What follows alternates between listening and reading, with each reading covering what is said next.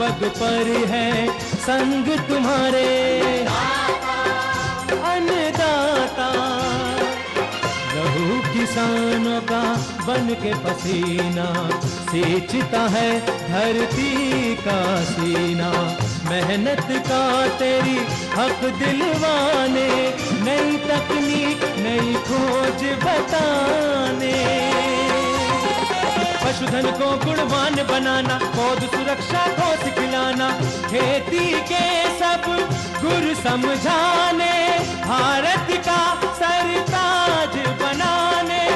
आठों पहर है संग तुम्हारे अन्नदाता अन्नदाता। नमस्कार, मैं रीनू यादव आप सभी दर्शकों का अन्नदाता कार्यक्रम में स्वागत करती हूं। किसान बहुत परिश्रमी होते हैं। वे खेतों में जी तोड़ मेहनत करते हैं। जो अनाज, फल और सब्जियां उगाते हैं, हमारे देश की अर्थव्यवस्था का लगभग समूचा भार उन्हीं के कंधों पर ही है। ऐसे ही भारतीय किसानों को खेतीबाड़ी से जुड़ी बहुत सी नई, रोचक और लाभकारी जानकारियां देने के लिए हर रोज सुबह हम आपके साथ आते हैं। तो चलिए कार्यक्रम शुरू करने से पहले देखते हैं क्या है आज के अन्नदाता में।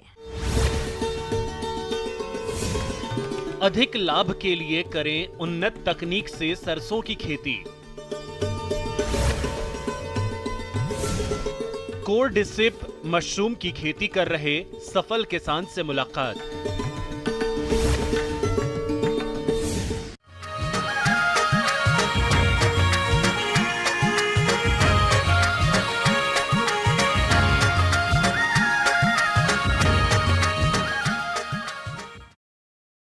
अपने राज्य में सरसों की खेती बड़े पैमाने पर की जाती है और जो किसान वर्षा की नमी को संरक्षित करते हुए सरसों की बुआई करना चाहते हैं, वे किसान सरसों की बुआई करके अच्छी उपज ले सकते हैं। लेकिन इसके लिए जरूरी है कि सरसों की बुआई सही तकनीक से की जाए। तो किस प्रकार से करें सरसों की बुआई, इस बारे में जानकारी दे रहे हैं कृषि विज्ञान केंद्र टांकरडा के शस्य वैज्ञानिक डॉक्टर BL यादव।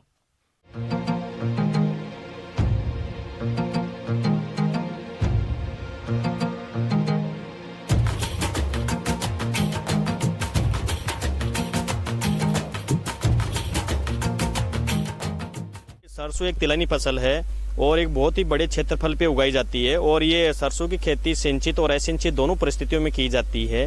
और सरसों की खेती की हम बात करें तो और फसलों की तुलना में हम लोग कम लागत में अधिक मुनाफा सरसों की फसल से हम ले सकते हैं, क्योंकि उत्पादन भी बहुत अच्छा हो रहा है। और इस चीज़ को हम ध्यान रख रहे हैं कि सरसों का जो बाजार मूल्य वो काफ़ी तेज़ी से बढ़ रहा है। इसका जो मुख्य रूप से जो उपयोग होता है, जो हमारा एडिबल ऑयल है, जो खाद्य तेल है, उसके रूप में होता है। तो इसलिए सरसों का जो धीरे धीरे उसका डिमांड भी बढ़ रहा है और उसका जो एरिया धीरे धीरे बढ़ रहा है।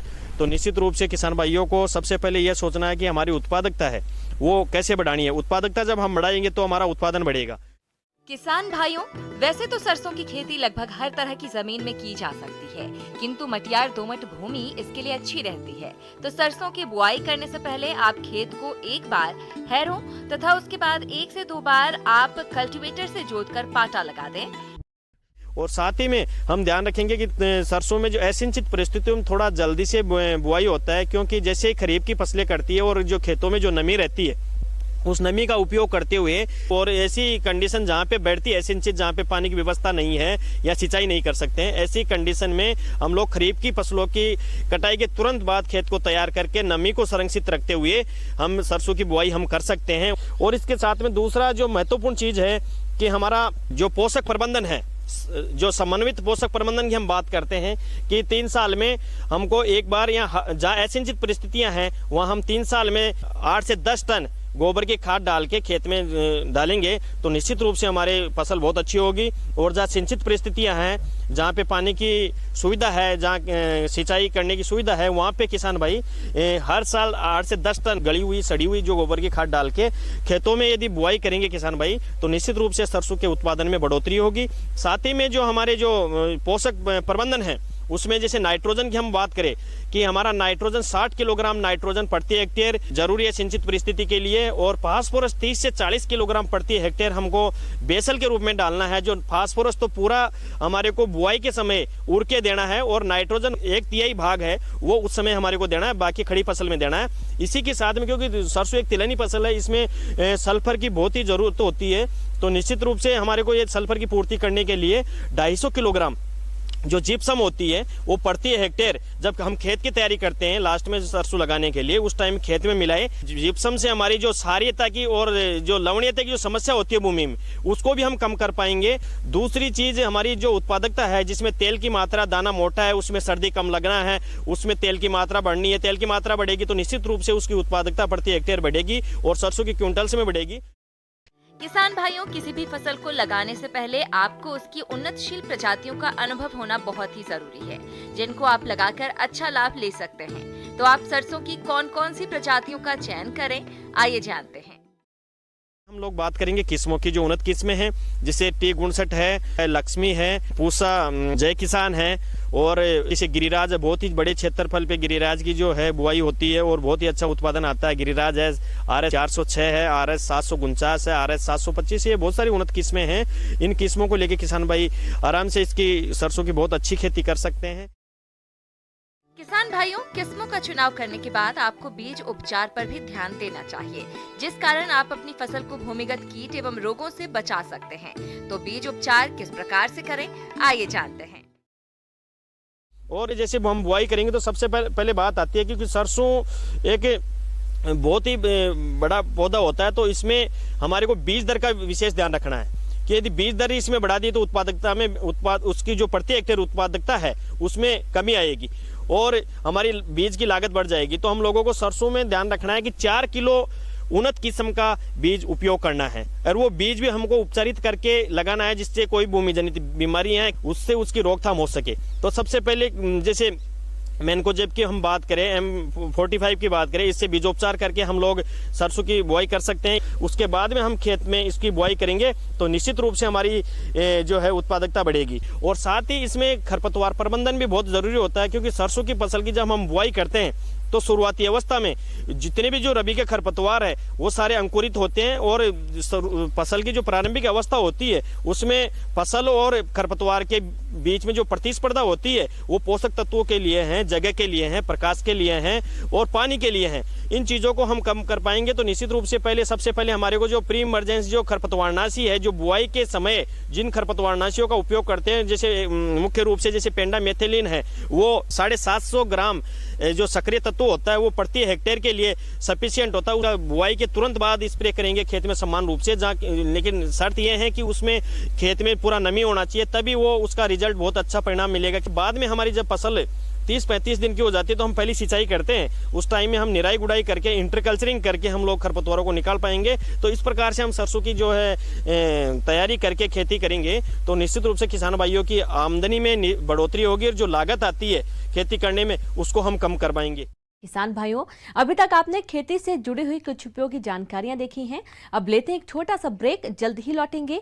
कार्यक्रम में आगे भी है खेती बाड़ी से जुड़ी हुई बहुत सी महत्वपूर्ण जानकारियां, तो बने रहिए हमारे साथ।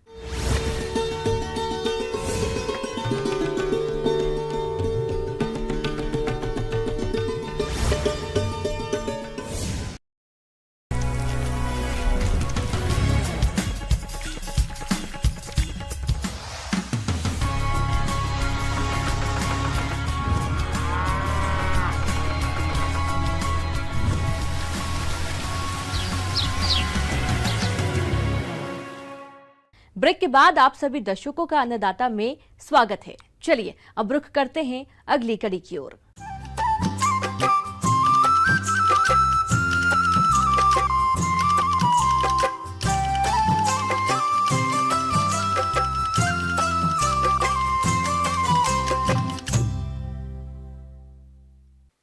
कहते हैं कि अगर मन में कुछ कर गुजरने की चाह हो तो इंसान के हौसले बुलंद हों तो कोई भी काम मुश्किल नहीं होता है। ऐसा ही कुछ कर दिखाया है हिमाचल प्रदेश के मशरूम सिटी कहे जाने वाले सोलन शहर के युवा निशांत गाजटा ने, जो बचपन से ही मशरूम उगाने का सपना देखते थे। ये सपना उन्हें इंजीनियरिंग करने के बाद भी सता रहा था। इन्होंने मशरूम की खेती में कुछ अलग करने के सपने को पूरा करने के लिए कीड़ा जड़ी मशरूम यानी कोर्सीडीप मशरूम की खेती करने के बारे में सोचा और अपने पहले ही प्रयास में वे कीड़ा जड़ी मशरूम को उगाने में कामयाब हो गए और आज लाखों की आय कमा रहे हैं। तो चलिए जानते हैं सफलता की कहानी उन्हीं की जुबानी।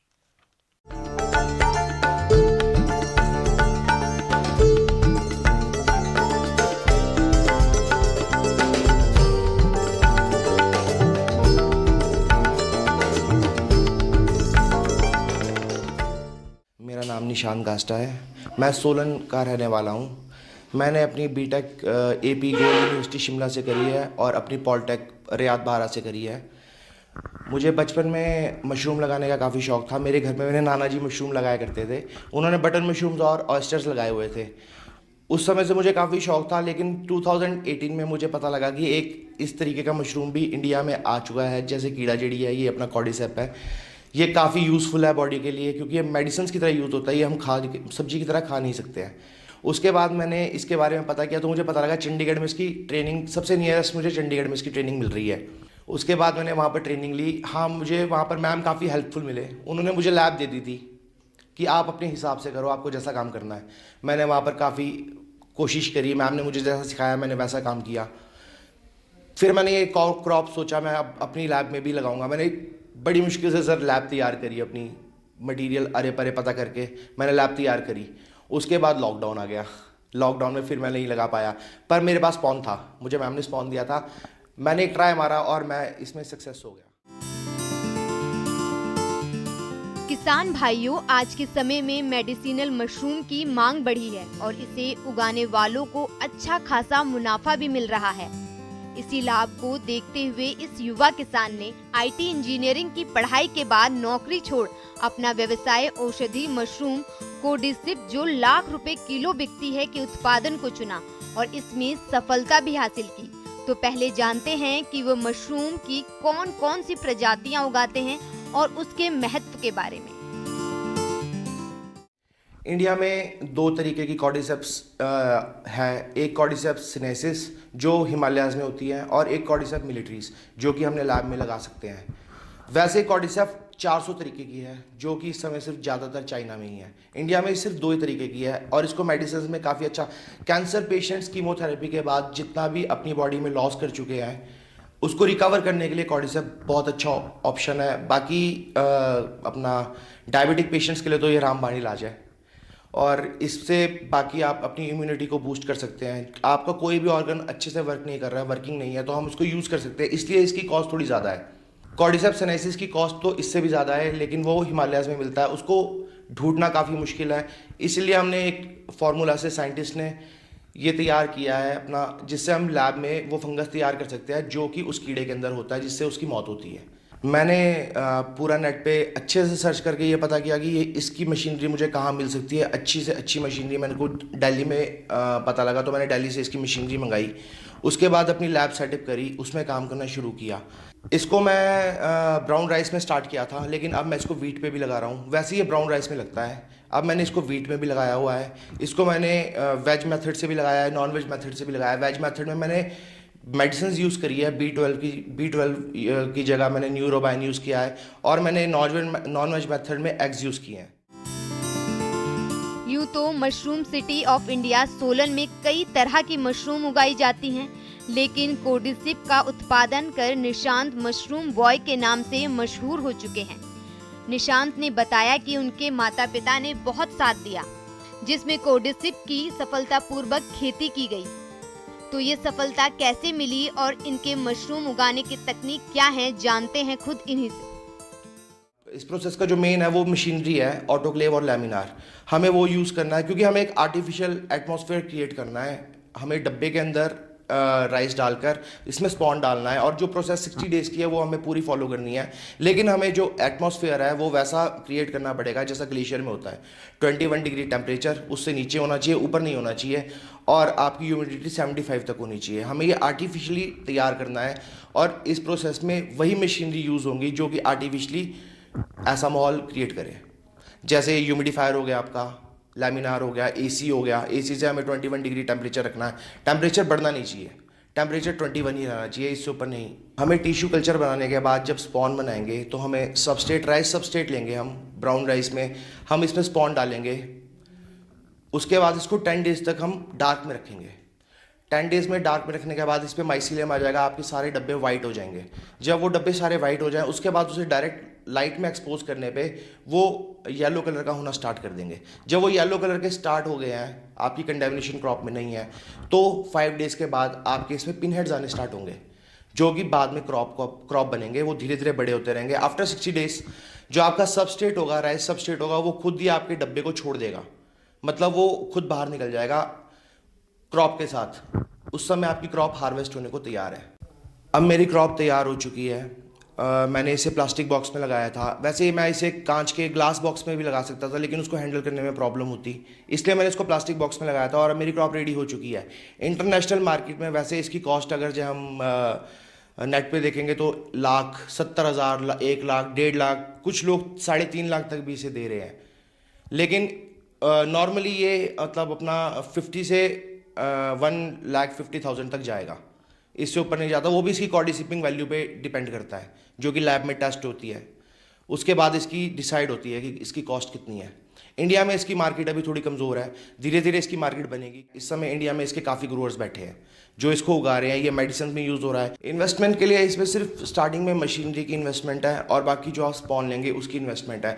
स्पॉन एक बार आने के बाद मैं अपनी लैब में फ्रूटनिंग बॉडी से खुद स्पॉन को रेडी कर सकता हूँ, इसको आगे सेल भी कर सकता हूँ, किसी को ज़रूरत है मैं उसको दे भी सकता हूँ। जब मेरे पास स्पॉन रेडी हो जाएगा उसके बाद मैं अपनी लैब में उसको यूज़ कर सकता हूँ। मुझे एक बार सिर्फ स्पॉन पे पैसा खर्चना है, उसके बाद मैं अपने स्पॉन को रन करूँगा। मैंने अपने स्पॉन काफ़ी तैयार किए हुए हैं, मैं उसको अपनी लैब में खुद अपने स्पॉन यूज़ कर रहा हूँ। मैं एक टेस्ट ट्यूब मुझे मैम ने दी थी जहाँ पर मैंने ट्रेनिंग ली थी, उसके बाद मैंने उसे आगे मल्टीप्लाई किया और अब मैं यूज़ कर रहा हूँ। मैं आगे दे भी सकता हूँ अगर किसी को नीड हो तो। ऑन एन एवरेज मेरी लैब 18 किलो की है। अगर मैं हर महीने सिर्फ 2 किलो भी अपनी लैब में मशरूम निकालता हूँ और ये 60,000 रुपये की निकलता है, तो मैं 1,20,000 रुपये आराम से अर्न कर सकता हूँ, जो कि मेरे लिए प्रॉफिट ही है। ये मेरे लिए प्रॉफिट ही है। अगर मैं इसको 1,20,000 में भी करूँ, मैं साल में आराम से 6-7 लाख रुपए का इसमें बिजनेस कर सकता हूँ, 2-2 किलो क्रॉप निकालने पर भी। आगे और भी खेती बाड़ी से जुड़ी बहुत सी रोचक जानकारियां, पर यहाँ पर रुकेंगे एक और छोटे से ब्रेक के लिए। जल्द हाजिर होते हैं।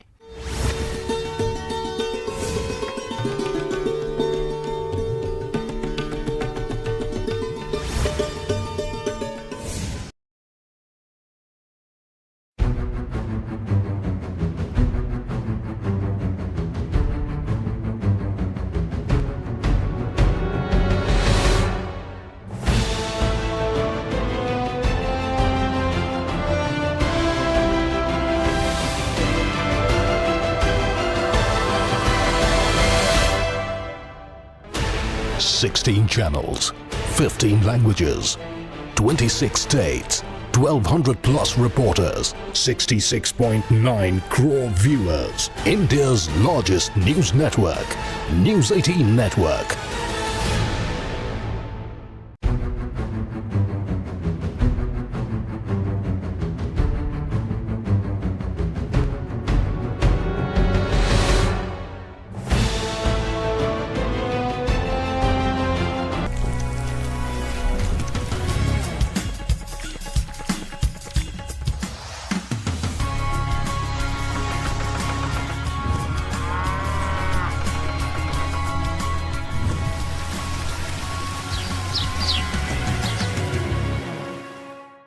ब्रेक के बाद एक बार फिर से आप सभी दर्शकों का अन्नदाता कार्यक्रम में स्वागत है। बढ़ते हैं अगली प्रस्तुति की ओर।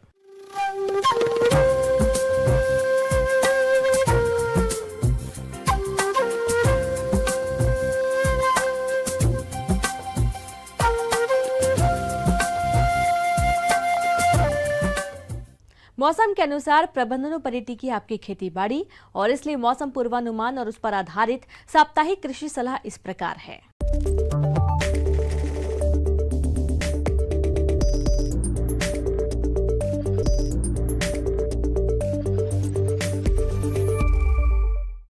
ग्रामीण कृषि मौसम सेवा भारत सरकार द्वारा भेजे गए मौसम पूर्वानुमान के आधार पर किसान भाइयों को सलाह दी जाती है कि कोरोना कोविड-19 के गंभीर फैलाव को देखते हुए किसान भाई सरकार की सलाह का सख्ती से पालन करें। स्वयं की उचित देखभाल, व्यक्तिगत स्वच्छता, मास्क का उपयोग, साबुन से उचित अंतराल पर हाथ धोना एवं एक दूसरे से सामाजिक दूरी बनाए रखने पर विशेष ध्यान दें।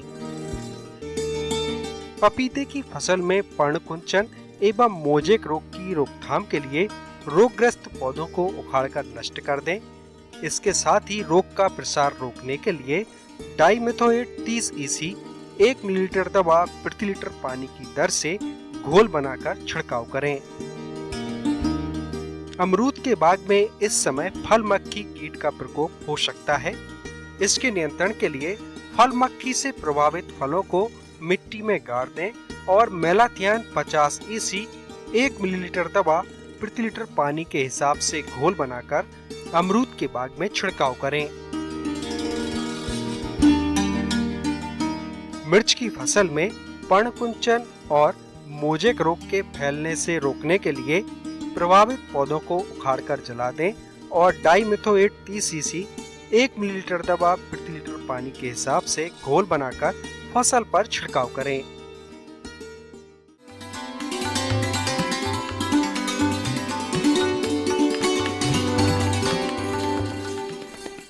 अन्नदाता हेल्पलाइन निःशुल्क फोन संपर्क सेवा के माध्यम से आपके द्वारा पूछे गए प्रश्नों में से 1 या 2 महत्वपूर्ण प्रश्न को हम अपने कार्यक्रम में शामिल करते हैं और इसी के तहत आज का चयनित प्रश्न और उसका जवाब इस प्रकार है।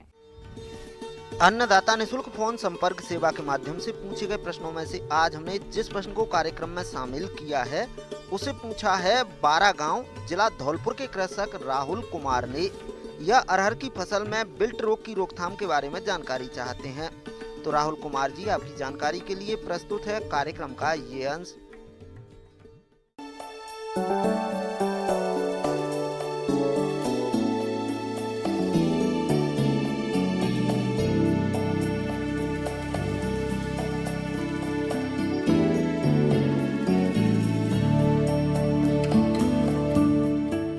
अरहर फसल में सबसे ज़्यादा समस्या, जो बहुत सारी बीमारियां हैं लेकिन सबसे ज़्यादा समस्या उकठा रोग की है और हमारे किसान भाई इससे बहुत परेशान रहते हैं। कई बारी वो अगर लगातार अरहर खेत में लगा रहे होते हैं तो उससे पूरी फसल सूख जाती है और उन्हें समझ नहीं आता कि ऐसा क्यों हो रहा है। जो फ्यूजेरियम विल्ट है, ये मिट्टी में जो इसके जीवाणु हैं वो उसमें रहते हैं और इस वजह से ये शुरू में ये सूखना शुरू होता है और इसके जो तने हैं वो सबसे आखिर में सूखते हैं, वो हरे रहते हैं। और अगर आप सूखने की समस्या है तो अगर इसको आप जड़ से उखाड़ेंगे तो ये बहुत आसानी से आपके हाथ में नहीं आएगा, बहुत समय लगता है इसको उखाड़ने में, बहुत ताकत चाहिए होता है। किसान भाइयों, अरहर के रोग द्वारा अधिक हानि पहुंचाई जाती है क्योंकि यह रोग फ्यूजेरियम नामक कवक से फैलता है। रोग के लक्षण साधारण तौर पर फसल में फूल लगने की अवस्था पर दिखाई पड़ते हैं और सितंबर से जनवरी महीने के बीच में यह रोग देखा जा सकता है। रोग के प्रकोप से पौधा पीला होकर सूख जाता है। इसमें जड़ें सड़कर गहरे रंग की हो जाती हैं तथा छाल हटाने पर जड़ से लेकर तने की ऊंचाई तक काले रंग की धारियां पाई जाती हैं, जिसकी वजह से पौधे बड़ी तेजी से सूखने लगते हैं और देखते ही देखते यह रोग पूरे खेत में फैल जाता है। मेरी ये सलाह होगी कि जहाँ भी अगर उकठा रोग की समस्या अरहर के फसल में है तो जो रेसिस्टेंस वैरायटी है, मतलब ऐसी किस्में हैं जिनमें वो किस्में सक्षम है इस बीमारी से लड़ने के लिए, उस सही किस्म आप चुनें या फिर आप खेत को बदल दें। यदि आपकी फसल में इस रोग का प्रकोप हो रहा है तो इसके नियंत्रण के लिए सबसे पहले आप रोग ग्रसित पौधों को उखाड़कर नष्ट करें। इस बीमारी से बचने के लिए रोग रोधी जातियां जैसे JKM 189, C11, JKM 7, BSMR 853, आशा आदि का चयन करें। गर्मी में खेत की गहरी जुताई व अरहर के साथ ज्वार की अंतर्वर्ती फसल लेने से इस रोग का संक्रमण कम रहता है। किसान भाइयों, उकठा रोग के लिए आपके पास जो निदान है वो निदान या तो रोग रोधी किस्म आप लगाएं या फिर आप खेत को बदल दें।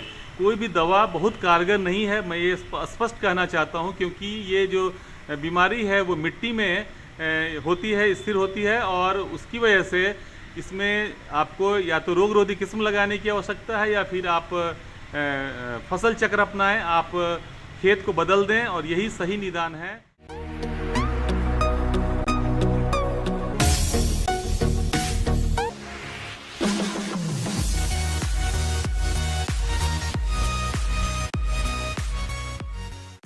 आइए अब एक नजर डालते हैं राज्य के कुछ चुने हुए मंडियों के प्रमुख फसलों के बाजार भाव पर।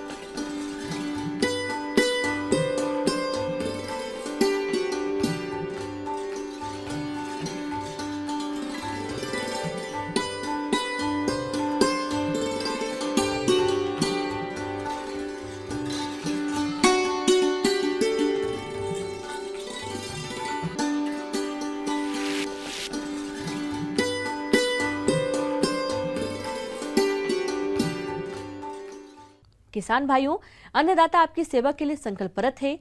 कृषि संबंधित समस्या एवं सुझावों के लिए आप हमें इस पते पर संपर्क कर सकते हैं। प्रोड्यूसर अन्नदाता news 18 Rajasthan, Ramoji film city Hyderabad 501512। साथ ही आप हमें ईमेल भी कर सकते हैं। हमारा ईमेल है p18annadataraajasthan@nw18.com। और इसके अतिरिक्त आप हमें निःशुल्क हेल्पलाइन नंबर पर सोमवार से शनिवार सुबह 10 से शाम 4 बजे के बीच संपर्क कर सकते हैं। किसान भाइयों, अब समय हो रहा है आपसे विदा लेने का, तो हमारी अन्नदाता टीम को दीजिए इजाजत। कल फिर आपसे मुलाकात होगी कृषि संबंधित कुछ और महत्वपूर्ण जानकारियों के साथ। नमस्कार।